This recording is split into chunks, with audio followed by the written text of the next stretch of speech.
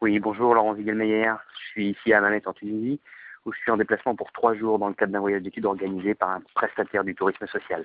Le but de ce voyage est double, rencontrer des acteurs de la Révolution, voir comment relancer le tourisme. En effet, si la Révolution ne permet pas un vrai développement économique, un retour aux heures les plus sombres ne serait pas impossible. Ce pays est en pleine ébullition révolutionnaire. Dès la voiture qui nous mène au centre de Tunis, le ton est donné par notre chauffeur. C'était magnifique sur la place centrale, dit-il. Tout le monde disait « Dégage, dégage !» Nous avons rendez-vous au ministère des Droits de la Femme en compagnie de l'association Oser le féminisme. Nous devons y rencontrer la ministre Lilia Labidi. Devant le ministère, des slogans sur des palissades. Vive la liberté, RCD out. Et encore plus fort, la femme tunisienne est libre et le restera. Durant l'entretien, une manifestation a lieu en solidarité avec l'opposition libyenne. Plusieurs rassemblements et défilés ont lieu tous les jours. La ministre nous dit même, s'il ne manifestait plus, je serais inquiète. Le débat est très intéressant sur la nécessité pour ce ministère de promouvoir l'égalité homme-femme réellement. Car sous Ben Ali, nous pourrons en reparler, les droits des femmes étaient instrumentalisés, servant parfois de chantage à la dictature. Les grosses réformes à faire sont dans le domaine des inégalités au travail, mais également dans les réflexions très importantes en cours sur la nouvelle constitution et la nécessité de mettre en place la parité pour les prochaines élections de fin juillet. L'échange est vraiment très riche. La ministre insiste beaucoup sur le besoin de sensibiliser les femmes sur leur rôle dans cette transition, dans un pays où leurs acquis sont très importants par rapport aux autres pays du monde arabe.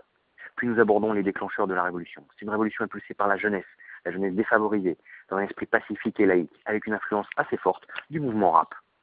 L'entretien se termine par cette remarque par la ministre, remarque à réfléchir par certains de nos ministres. Après le 24 juillet, je ne serai plus ministre, mais quelqu'un continuera le travail à ma place. L'après-midi, nous rencontrons l'UGTT, l'Union Générale des Travailleurs Tunisiens, grosse centrale syndicale où là la question de l'égalité homme-femme est également abordée. Nous évoquons la place complexe du syndicalisme dans ce processus de révolutionnaire. Une citation au hasard. Nous avons été exemplaires dans la Révolution, nous devons être aussi un exemple pour améliorer la vie des gens et dans le respect de tous. Le GTT a des revendications, bien sûr, mais souhaite aussi le redémarrage économique. Leurs références sont, et c'est intéressant, 1789, la Révolution française, et puis la laïcité, et pas n'importe laquelle, la laïcité à la française. Ils ont besoin du soutien de la société française, avec cette remarque pleine de sens. Le plus dur reste à faire, passer de la dictature à la démocratie, c'est difficile. Le débat est là aussi très riche, y compris sur le risque islamiste.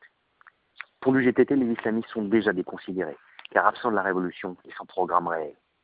Ils demandent que les touristes reviennent, car aujourd'hui, par rapport à la même période l'an passé, nous dit un syndicaliste UGTT, il y a une perte sèche de 5 millions d'euros par jour. Nous avons également une discussion fort instructive sur les délocalisations et le rôle du libéralisme, opposant les salariés les uns aux autres.